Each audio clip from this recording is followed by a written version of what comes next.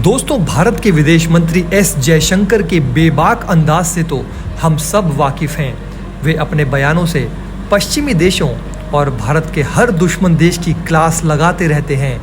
ये कहना गलत नहीं होगा कि जब वो इंटरनेशनल मंच पर दुनिया को संबोधित करते हैं तो पूरी दुनिया का ध्यान इसी पर होता है कि वो क्या बोलने वाले हैं। पीएम मोदी की अध्यक्षता में विदेश मंत्री एस जयशंकर ने भारत का रुतबा पूरी दुनिया में बढ़ा दिया है। एस जयशंकर जैसा विदेश मंत्री भारत को पहले कभी नहीं मिला होगा, जो भारत की बातों को इतने बेबाक तरीके से दुनिया के सामने रखता है। और दोस्तों, अब हाल ही में यूनाइटेड नेशंस में एक ऐसा ही वाकया फिर सामने आया जब जयशंकर ने यूएनएससी में लगाई चीन की क्लास और यूक्रेन पर दोहराया पीएम मोदी का मंत्र। वे बोले कि पीएम मोदी ने सही कहा कि ये युग युद्ध का नहीं हो सकता। साथ ही उन्होंने ये भी कहा कि भारत जैसा देश अगर यूएनएससी का मेंबर नहीं है तो ये काउंसिल के लिए भी अच्छा नहीं है।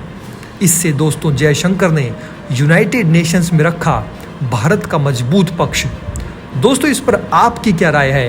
क्या भारत को यूनाइटेड नेशंस का परमानेंट मेंबर होना चाहिए या नहीं? और विदेश मंत्री एस जयशंकर के काम से आप कितने खुश हैं?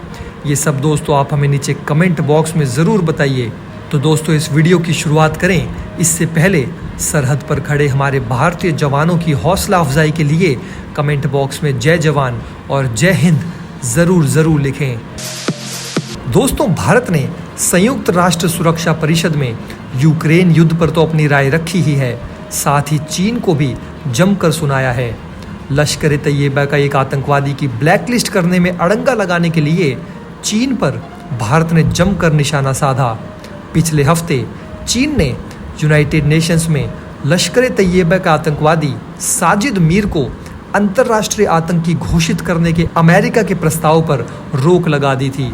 इस पर एस जयशंकर ने कहा कि जब दुनिया के लिए कुछ सबसे खतरनाक आतंकवादियों पर प्रतिबंध लगाने की बात आती है तो कुछ देश दंड मुक्ति की सुविधा प्रदान करते हैं। संयुक्त राष्ट्र में एस जयशंकर ने प्रधानमंत्री नरेंद्र मोदी की एससीओ शिखर सम्मेलन में पुतिन के साथ मुलाकात के दौरान ये युद्ध का युग नहीं है वाली बात को भी दोहराया। अपने संबोधन में एस जयशंकर ने कहा कि यूक्रेन संघर्ष का लंबा खींचना पूरे अंतर्राष्ट्रीय समुदाय के लिए गंभीर चिंता का विषय है। उन्होंने कहा कि इस संघर्ष की वजह से दुनिया ने महंगाई, खाद्यान्नों, उर्वरकों और ईंधन की भारी कमी देखी है। ये परिषद कूटनीति का सबसे शक्तिशाली प्रतीक है। इसे अपने उद्देश्य पर खरा उतरते रहना चाहिए। उन्होंने कहा कि भारत हर तरह के युद्ध को तत्काल समाप्त करने और वार्ता और कूटनीति की राह पर लौटने की जरूरत को दृढ़ता से दोहराता है। स्पष्ट रूप से जैसा पीएम मोदी ने कहा था, ये युद्ध का युग नहीं हो सकता। इसके आगे विदेश मंत्री ने कहा कि शांति और न्याय हासिल करने के व्यापक प्रयास के लिए दंड मुक्ति के खिलाफ लड़ाई बेहद अहम है। सुरक्षा परिषद को इस संबंध में एक स्पष्ट संदेश देना चाहिए। राजनीति को कभी भी जवाबदेही से बचने के लिए कवर प्रदान नहीं करना चाहिए। इसके आगे एस जयशंकर ने कहा कि अगर दिन के उजाले में किए गए गंभीर हमलों को छोड़ दिया जाता है तो इस परिषद को उन संकेतों पर विचार करना होगा जो हम दंड मुक्ति पर भेज रहे हैं। उन्होंने कहा कि विश्वसनीयता सुनिश्चित करने के लिए निरंतरता होनी आवश्यक है। यूक्रेन संकट पर पूरे अंतर्राष्ट्रीय समुदाय के लिए गंभीर चिंता का विषय है। इसके परिणाम परेशान करने वाले प्रतीत हो रहे हैं।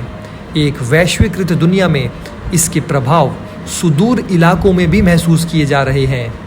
चीन ने जिस लश्कर ए तैयबा का आतंकवादी साजिद मीर को बचा रहा है उस पर $50 लाख का इनाम घोषित है। चीन ने साजिद को अंतर्राष्ट्रीय आतंकी घोषित करने के अमेरिका के प्रस्ताव पर रोक लगा दिया है। इस प्रस्ताव पर भारत ने भी समर्थन किया था। मीर भारत के मोस्ट वांटेड आतंकवादियों में से एक है और 2008 मुंबई हमले का मुख्य साजिशकर्ता भी है। इसके आगे दोस्तों, विदेश मंत्री एस जयशंकर ने ये भी कहा कि भारत का संयुक्त राष्ट्र सुरक्षा परिषद का स्थायी सदस्य ना होना केवल हमारे लिए ही नहीं बल्कि इस वैश्विक निकाय के लिए भी सही नहीं है तथा इसमें सुधार बहुत पहले ही हो जाना चाहिए था। जयशंकर से पूछा गया था कि भारत को संयुक्त राष्ट्र सुरक्षा परिषद का स्थायी सदस्य बनने में कितना वक्त लगेगा। उन्होंने कहा कि वो भारत को स्थायी सदस्यता दिलाने के लिए काम कर रहे हैं। उन्होंने बुधवार को कहा, जब मैं कहता हूं कि मैं इस पर काम कर रहा हूं तो इसका मतलब है कि मैं इसे लेकर गंभीर हूं। जयशंकर कोलंबिया यूनिवर्सिटी के school of international and public affairs के राज सेंटर में कोलंबिया विश्वविद्यालय के प्रोफेसर और नीति आयोग के पूर्व उपाध्यक्ष अरविंद पनगड़िया के साथ बातचीत कर रहे थे। उन्होंने कहा कि स्वाभाविक रूप से ये बहुत कठिन काम है, क्योंकि अंत में अगर आप कहेंगे कि हमारी वैश्विक व्यवस्था की परिभाषा क्या है, वैश्विक व्यवस्था की परिभाषा को लेकर 5 स्थायी सदस्य बहुत महत्वपूर्ण हैं। इसलिए हम जो मांग कर रहे हैं वो बहुत ही मौलिक, बहुत गहरे बदलाव से जुड़ा है। आपको बता दें दोस्तों कि संयुक्त राष्ट्र सुरक्षा परिषद के 5 स्थायी सदस्य रूस, ब्रिटेन, चीन, फ्रांस और अमेरिका हैं तथा इन देशों को किसी भी प्रस्ताव पर वीटो करने का अधिकार प्राप्त है। समसामयिक वैश्विक वास्तविकता को ध्यान में रखते हुए सुरक्षा परिषद के स्थायी सदस्यों की संख्या बढ़ाने की मांग बढ़ रही है।